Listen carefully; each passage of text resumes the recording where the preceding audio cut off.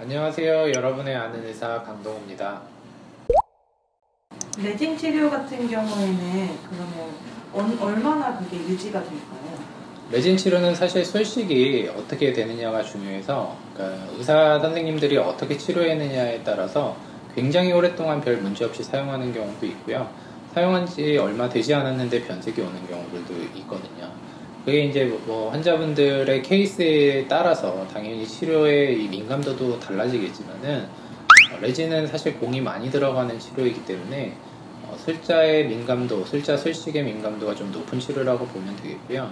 그리고 사실 잘 치료한다 하더라도 환자분들의 식습관, 뭐 커피를 좋아하시는 분들, 차를 자주 마시는 분들, 또 담배를 태우시는 분들, 이런 분들은 이 치아와 레진의 경계 부위에 착색이 진행되는 경우들이 많기 때문에 이런 경우는 이제 착색이 심하게 진행되지 않는 경우에 이제 병원에서 이거를 팔리싱 하거나 이런 제거술, 약간의 이 색깔을 제거해주는, 스테인을 제거해주는 치료로서 좀 해결이 가능하고요.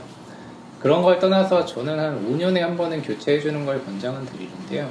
이게 더 오래 쓰시는 분들도 많기 때문에 저도 이제 사실 이렇게 레진 치료를 했거든요. 근데 제 치료를 하지는 않는데 색이 되게 보기가 싫어서 저는 윗입술이 이렇게 많이 보이는, 위에 치아가 많이 보이는 스타일은 아니어서 그냥 두고 쓰고는 있는데 보기에 좋지는 않죠.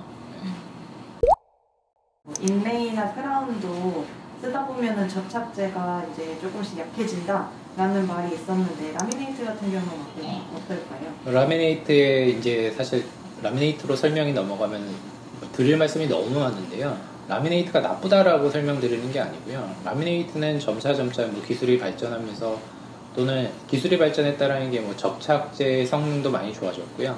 그리고 이 재료의 물성도 좋아졌기 때문에 라미네이트 치료가 나쁘지 않습니다. 물론 예쁘게 잘 제작해서 정확히 붙였다고 한다면 라미네이트도 오랫동안 문제없이 사용할 수가 있는데요. 일단은 라미네이트를 뭘로 만드느냐가 중요한데 뭐 라미네이트가 뭐가 나쁘고 좋고 이 이야기를 하려는 게 아니라 라미네이트를 붙일 때 라미네이트 자체가 어떠한 재료인지가 중요해요. 그게 무슨 말이냐면 라미네이트를 뭐 세라믹으로 만드는 경우, 물론 세라믹이라고 표현은 하죠. 근데 라미네이트도 성분이 각각 다른 성분들이 있는데 접착에 유리한 성분이 있고요. 단단한 거에 초점을 맞춘 재료들도 있습니다.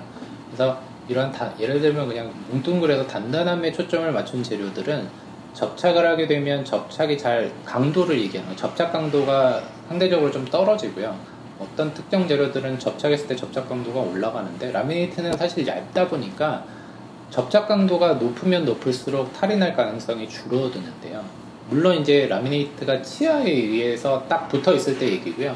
치아의 사이즈보다 좀 더 길게 만든다거나 하면 당연히 이 치아를 벗어난 부위의 라미네이트들은 깨지거나 탈락할 가능성이 올라가는 거죠. 그래서 설계를 잘 해야 되고 그거에 맞춰서 환자분과 대화를 해서 신미성만 쫓을 게 아니라 뭐 이제 장기간의 유지 가능성도 생각해서 고려해서 이제 제작하는 게 당연히 중요하고요. 정확하게 접착 과정을 잘 거쳤다고 한다면 탈락보다는 파절이 더 많고요. 파절이라는 건 깨지는 거를 얘기하는 건데 깨지는 거는 이 접착 과정에 문제가 있다는 걸 얘기하는 건 아니고요.